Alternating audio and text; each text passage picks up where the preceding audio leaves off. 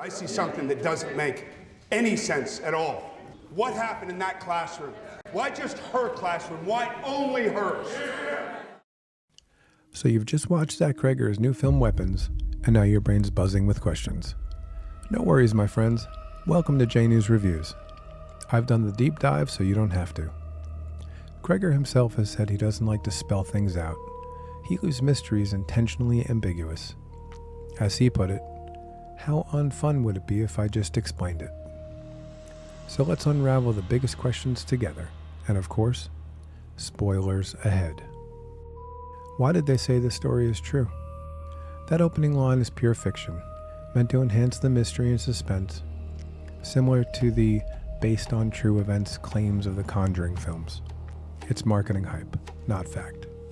Why did they say the children never came back? Again, fictional hype. But it could symbolize how the children never returned to who they once were, forever changed. Still, it's narrative drama, not literal truth. Who is the narrator? The young female narrator isn't one of the missing children. In the script, she's listed as Maddie, age 11, described as speaking in the hushed tones of a campfire tale. She's retelling what she's heard from the adults of Maybrook, 2 years after the events. Why exactly 2:17 a.m.? There are many theories concerning why that exact time was used. One theory is that it's a reference to Stephen King's book The Shining and the ghost in room 217. Others feel it's related to gun violence, politics, or Bible verses. The most plausible theory, in my opinion, is that there were 17 children taken and 2 people that remain, Alex and Miss Candy. But in the film, it's just the time that the witch snaps the branch to summon the children. Why did they run like that? Cregger said, "The posture begs a question. When something is missing, our brains start to spiral." The inspiration is haunting. In 1972, a Pulitzer-winning photo captured a young girl, burned by napalm, running naked with her arms outstretched. She survived and later became a symbol of peace. That image scarred Cregger and inspired the unsettling posture.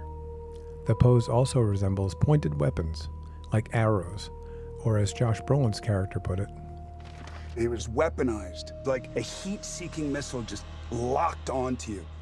what does the giant floating rifle in Archer's dream symbolize? According to Cregger, nothing definitive. He loves it because he doesn't fully understand it himself.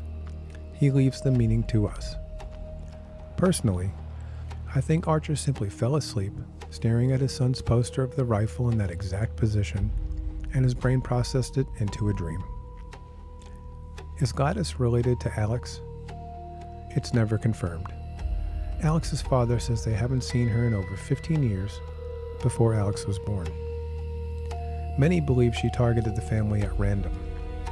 Principal Marcus says, Okay, forgive me. We have not met, is that right?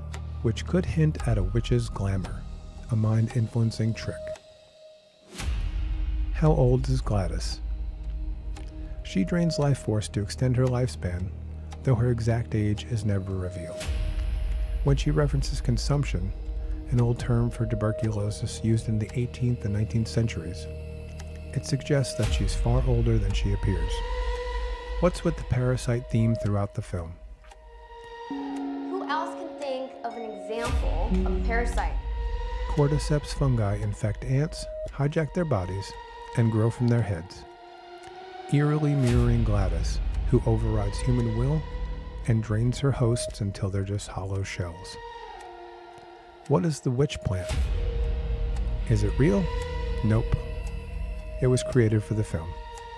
It's a twisted black bonsai-like plant with double trunks. Gladys uses its branches for spells, and she even stores the current spell branches in its soil. What is Gladys's ritual, and why does it change? Her ritual mixes items: a witch plant branch, blood, hair, personal items, water, and sometimes a bell. But the method varies. With Alex's parents, she mixes blood and hair, snaps the branch, and controls them instantly. With Marcus, she also rings a bell, and he vomits black bile. With Alex's classmates, she spits into the bowl, tosses a match in, and it bursts into flame.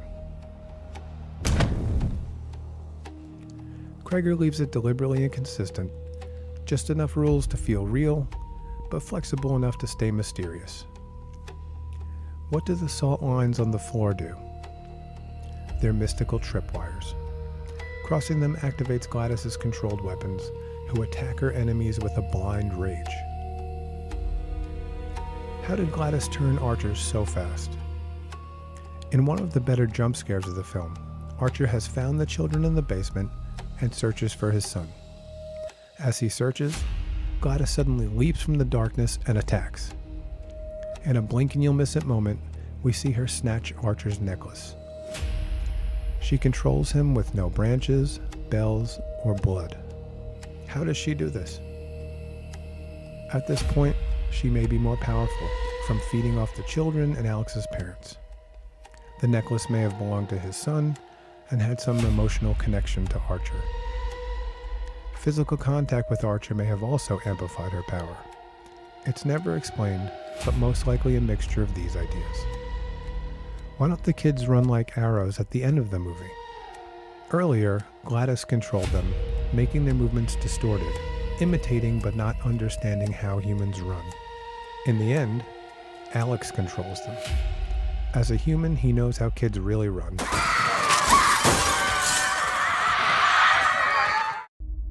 What happened to the children and Alex's parents? 2 years later, the narrator says some children have started speaking again. Alex's parents, though, are still being spoon-fed soup, only not by him. Personally, I like to think the kids slowly healed now that Gladys is gone. Alex deserves at least that much hope after suffering more than anyone else in the film. That's just my personal take. Other viewers are free to believe whatever makes the movie best for them. Well, hopefully that satiated your horror movie appetite and answered some of the nagging questions haunting you after the movie ends. Are there any lingering questions we may have missed? If so, post them below. Another viewer may have the answer. Thanks for stopping by, thanks for watching, and hopefully you'll see us in the next one.